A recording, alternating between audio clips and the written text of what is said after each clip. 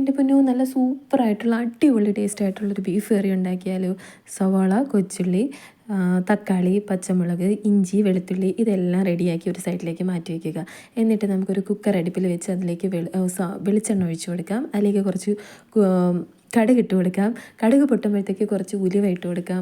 ഉലുവ ഇട്ടിട്ട് അതൊന്ന് പൊട്ടി വരുമ്പോഴത്തേക്ക് അതിലേക്ക് നമുക്ക് കറിവേപ്പില ഇട്ട് കൊടുക്കാം. എന്നിട്ട് നമുക്ക് അരിഞ്ഞു വെച്ച സവാള ഉണ്ടല്ലോ അത് ഇതിനകത്തോട്ട് ഇട്ട് കൊടുക്കാം. എന്നിട്ട് അരിഞ്ഞു വെച്ച സവാളയിൽ ഉപ്പ് മഞ്ഞൾപ്പൊടി ഇട്ട് ഒന്ന് ഇളക്കിയിട്ട് ഒന്ന് കുക്കർ അടച്ചു വെച്ചാൽ പെട്ടെന്ന് തന്നെ സവാള വഴണ്ട് കിട്ടും.